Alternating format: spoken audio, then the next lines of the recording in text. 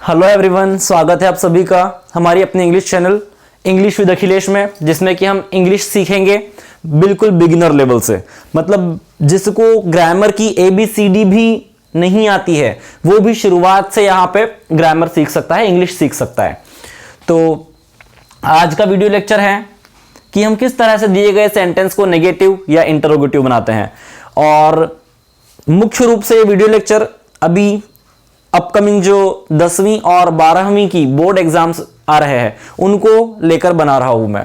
तो बिल्कुल beginner level से हम चलेंगे। जिनको बहुत ज्यादा प्रॉब्लम आती है, समझ में नहीं आता है कि सेंटेंस क्या अफर्मेटिव होता है, क्या नेगेटिव है, क्या इंटरोगेटिव है, उस पर भी हम चर्चा करेंगे। इसके पहले एक वीडियो बनाया मैंने जिसमें मैंने बताया है कि किस तरह से हम सिंगुलर सब्जेक्ट को प्लूरल सब्जेक्ट से डिफरेंशिएट कर सकते हैं, किस तरह हम दोनों में अंतर कर सकते हैं। सिंगुलर सब्जेक्ट क्या होते हैं और प्लूरल सब्जेक्ट या नाउन प्रोनाउन क्या होता है। तो अभी देखते हैं हम यहाँ पे प्रेजेंट सिंपल के सेंटेंसेस हैं सारे, और प्रेजेंट सिंपल के ही सेंटेंस को 10वीं और 12वीं में अधिकतर नेगेटिव इंट्रोगेटिव बनाने के लिए पूछा जाता है। तो बिल्कुल फील फ्री, बिल्कुल आप निश्चिंत हो जाएं। बिल्कुल बिगिनर लेवल से हम बिल्कुल ही फ्रॉम द स्क्रैच हम स्टार्ट कर रहे हैं। तो जैसे कि मैंने सारे जो क्वेश्चंस हैं, जो सेंटेंसेस हैं, ये 10वीं और 12वीं के प्रीवियस ईयर के बोर्ड एग्जाम्स के जो पेपर होते हैं उन्हीं से लिए हैं। आई गो टू स्कूल। अभी यदि ये सेंटेंस आता है, आप कैसे पहचानोगे कि ये प्रेजेंट सिंपल का है? तो देखिए यहां पे मैंने वर्ब के कुछ फॉर्म लिखे हैं। यहां पे गो आ रही है तो गो लिखा हुआ है। यहां पे प्ले वर्ब है, प्ले के भी तीनों फॉर्म है, सिंग के भी तीनों फॉर्म है, यहां पे हेल्प है, उसके भी तीनों फॉर्म है। तो पहले तो हम यहां देखते हैं, यहां पे गो, सेकेंड फॉर्म है वेंट, थर्ड फॉर्म है गोन।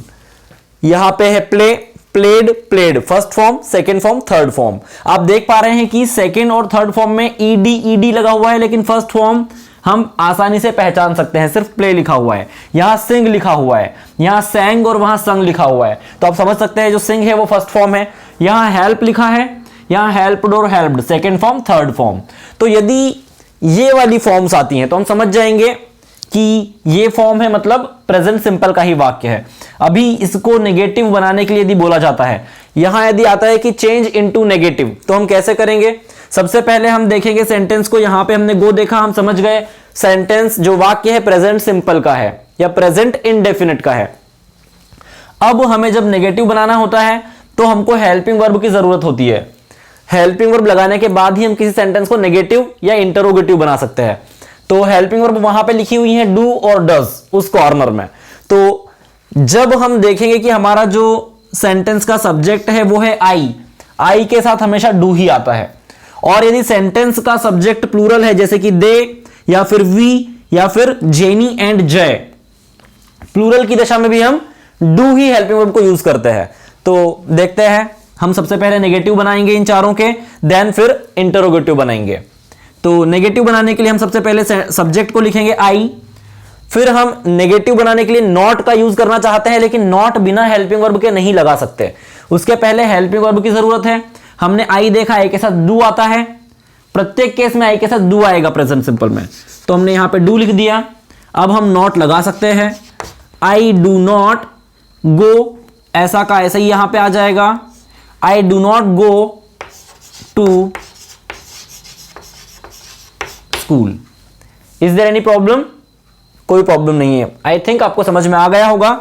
हमको हेल्पिंग वर्ब पहचानना है, देन फिर नॉट लगाना है और सेंटेंस वैसा ही उतार देना है। ये इसका नेगेटिव हो गया। इसका मतलब था मैं स्कूल जाता हूं, इसका मतलब है मैं स्कूल नहीं जाता हूं। I do not go to school. अभी हम देखेंगे दे प्ले फुटबॉल, वे फुटबॉल खेलते हैं। अभी आपको ध्यान रखना है कि प्रेजेंट सिंपल में वाक्यों की जो वाक्यों का अंत होता है हिंदी में, वो हमेशा ता है, ती है, ते हो, ता हूं, मतलब जाता हूं, करता हूं, तुम जाते हो, वे जाते हैं, वह जाती है। इस तरह से ता है, ती है, ते है, या फिर ते हो या फिर ता हूं, इस पे ही अंत होता है। दे प्ले फुटबॉल, वो फुटबॉल खेलते हैं। हमको बनाना है वे फुटबॉल नहीं खेलते हैं। तो ये प्लूरल है क्योंकि यहां पे बात की जा रही है वे, मतलब एक से ज्यादा लोगों की। तो हम यहां पे फिर हमने देखा प्लूरल के लिए डू आता है और सिंगुलर के लिए डज आता है। अभी हमने यहां देख लिया है ये प्लूरल है, तो हम यहां बनाएंगे दे। अभी नॉट लगाना है, लेकिन नॉट क्या यहां पे आएगा?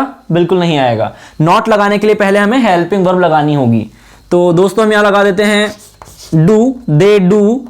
अब हम जरूर नॉट लगा सकते हैं, बिल्कुल। दे डू नॉट प्ले, यहां से नीचे आ जाएगा दे डू नॉट प्ले, और यहां आ जाएगा फुटबॉल, वे फुटबॉल नहीं खेलते हैं।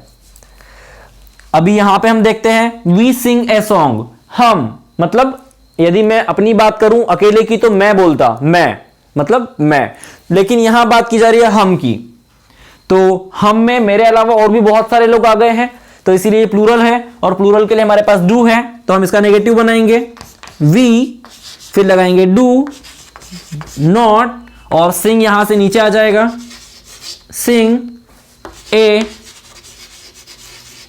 Song, we do not sing a song. इसका मतलब था वी सिंग ए सॉन्ग, हम एक गाना गाते हैं, यहां है we do not sing a song, हम एक गाना नहीं गाते हैं। आई होप कि आपको सभी को क्लियर हो पा रहा होगा कि हम किस तरह से प्रेजेंट सिंपल या फिर सामान्य वर्तमान काल के टेंस को पहचान सकते हैं, सामान्य वर्तमान काल के सेंटेंस को पहचान सकते हैं।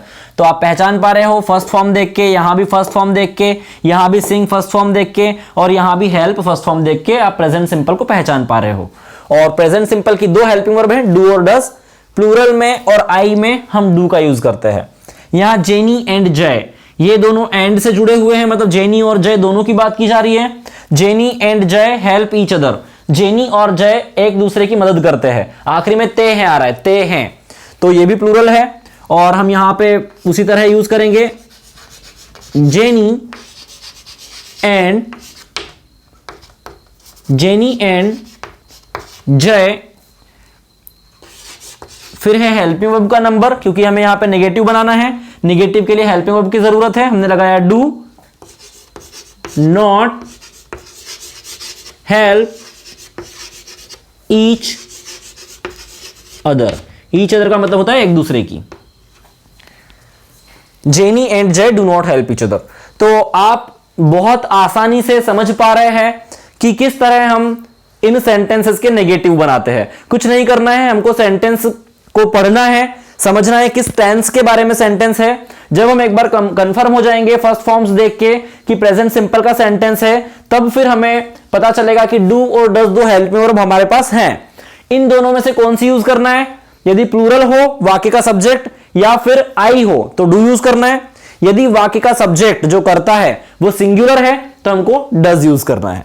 अभी हम डू के सारे सेंटेंस देख रहे हैं, नेक्स्ट वीडियो लेक्चर में मैं आपको डज के सेंटेंसेस भी बता दूंगा।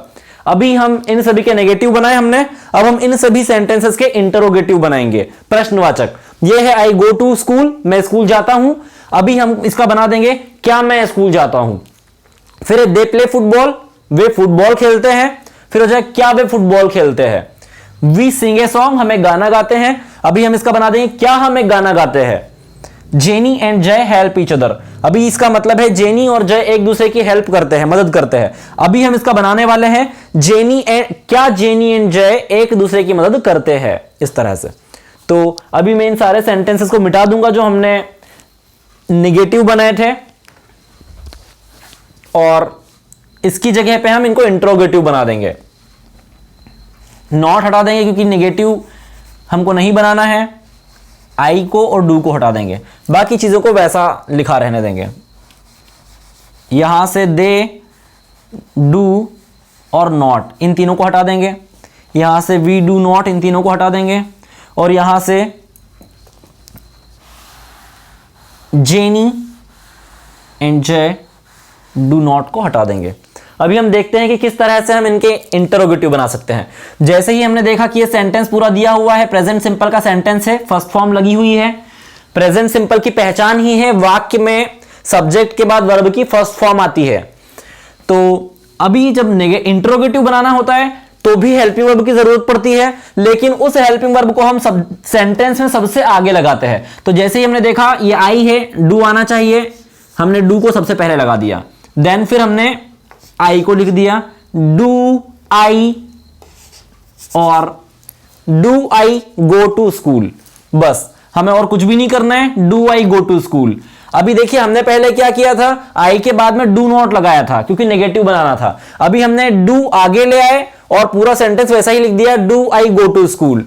यहां पे कुछ भी चेंजेस नहीं किया है हमने, सिर्फ हमें प्रश्नवाचक चिन्ह लगाने की जरूरत है, ये लगा दिया। ये बन चुका है क्या मैं स्कूल जाता हूं। अब हम आगे देखते हैं, दे प्ले फुटबॉल। अभी हम हेल्पिंग वर्ब समझ गए, प्लूरल के लिए डू आएगी, हमने यहां पे लगा दिया डू, फिर ये दे वैसा का वैसे ही हमने यहां लिख दिया डू दे प्ले फुटबॉल। ये पूरा का पूरा दे प्ले फुटबॉल ऐसा ही उतार दिया हमने, दे प्ले फुटबॉल और पीछे क्वेश्चन मार्क। ये बन चुका है इंटरोगेटिव, क्या वे फुटबॉल खेलते हैं।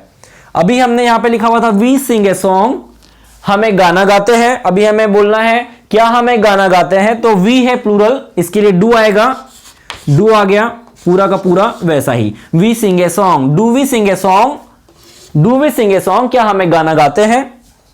Jenny and Jay help each other, तो यहां पे हम प्लूरल के लिए डू लगा देंगे और फिर वैसा का वैसे ही उतारेंगे, जेनी एंड जय, do jenny and Jay help each other, और यहां पे हम क्वेश्चन मार्क लगा देंगे।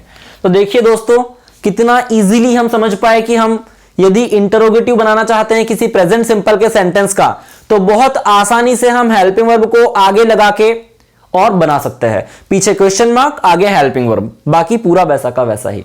तो अभी हमने सिर्फ सीखा है किसी अफर्मेटिव सेंटेंस का नेगेटिव और इंट्रोगेटिव बनाना।